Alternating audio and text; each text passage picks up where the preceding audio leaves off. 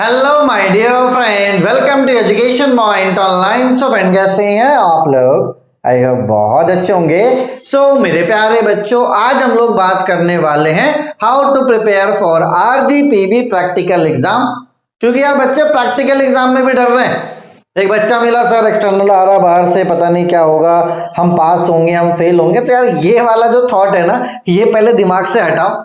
Pass fail होने वाला यहाँ पर कोई भी कंसेप्ट नहीं है। प्रैक्टिकल में 99.9% बच्चे जो है बेटा वो पास हो जाते हैं, 0.1% बच्चे फेल होते हैं, और वो भी यार मेरे भाई सिर्फ और सिर्फ अपनी गलती की वजह से। तो कुछ ऐसी गलतियां हैं बेटा जो आपको नहीं करना है, एंड आप रिलैक्स हो जाओ भाई, है ना। बहुत टेंशन ले चुके हो ऑलरेडी, अभी आगे मैथमेटिक्स 2 का टेंशन पड़ा हुआ है, ठीक है। तो अब फिलहाल प्रैक्टिकल एग्जाम्स के लिए आप टेंशन मत लो। देखो हाँ, एक बात जरूर है बेटा कि प्रैक्टिकल एग्जाम में बाहर से टीचर्स आते हैं जो आपका वाइवा लेते हैं, ठीक है। तो आप क्या करना बेटा, सबसे पहले अपने लुक को तो आप सुधार लो। लुक को सुधारने का मतलब क्या है बेटा, दाढ़ी वगैरह आप सेट करवा लो। अगर आपके बाल बड़े हो रखे तो उसको आप कटवा के एक स्टूडेंट की तरह दिखो, क्योंकि फर्स्ट सेमेस्टर है आपका।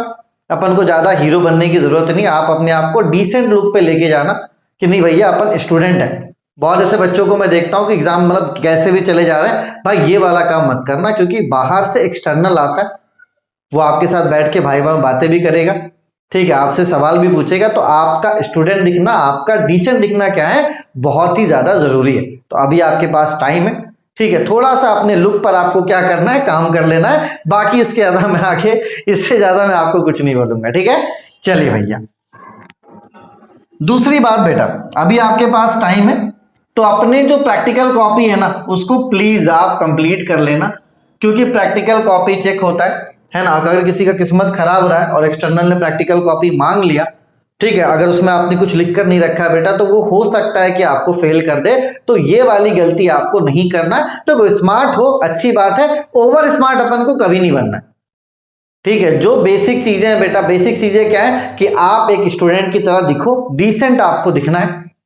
दूसरा, आपका प्रैक्टिकल कॉपी कंप्लीट होना चाहिए, ठीक है। तीसरा देखो बेटा, वाइवा के लिए आप एक काम कर सकते हो, वाइवा के लिए आप 3 से 4 टॉपिक प्रिपेयर कर लो, ठीक है। अगर आपका नाम ए से स्टार्ट होता है भैया, तो रोल नंबर भी पहले आएगा, ठीक है। तो क्या जो पहले जाता है ना वाइवा में, उससे ज्यादा सवाल पूछा जाता है। तो आपको घबराना नहीं, आप कुछ टॉपिक्स को प्रिपेयर कर लो जो आपने अभी एग्जाम्स में पढ़े थे।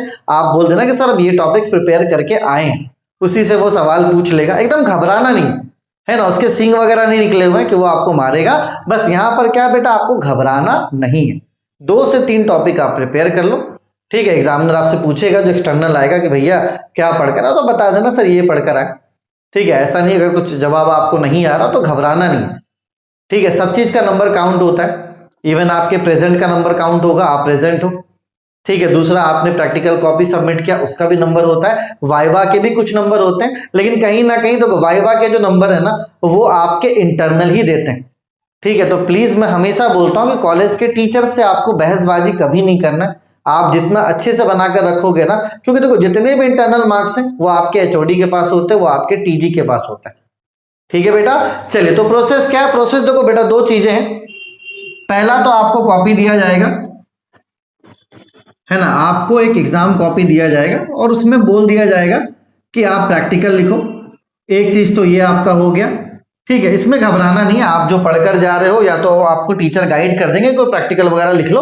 तो जैसे 11-12 में होता था ना बेटा, अपन प्रैक्टिकल लिखते थे, सेम चीज यहाँ पर भी है ना। इसके लिए अलग से नहीं पढ़कर जाना, रट्टा नहीं मारना, ठीक है। प्रैक्टिकल आप आराम से लिख लोगे। पहला फेज तो ये होता है, और दूसरा फेज क्या होता है बेटा, आपका वाइवा एग्जाम होता है, ठीक है। वाइवा एग्जाम में मतलब 2-3 बच्चों को एक साथ में बुलाया जाता है, ठीक है। वहां पे सवाल आपसे पूछा जाएगा, है ना। वाइवा के 5 मार्क्स होते हैं, ठीक है। और आपके बिहेवियर पे, आपने अभी तक जो किया है एकेडमिक, आपका जो प्रैक्टिकल, उस पर नंबर ज्यादा मिलता है। तो घबराना नहीं है। किसी बच्चे का वाइवा अगर खराब हो जाए तो आप ये सोचना कि अगले वाइवा में जो आपका अगला सब्जेक्ट होगा, उसमें आप थोड़ा सा जरूर पढ़ के जाना बेटा, क्योंकि कहीं ना कहीं 5 से 6 नंबर का इंपैक्ट पड़ता है।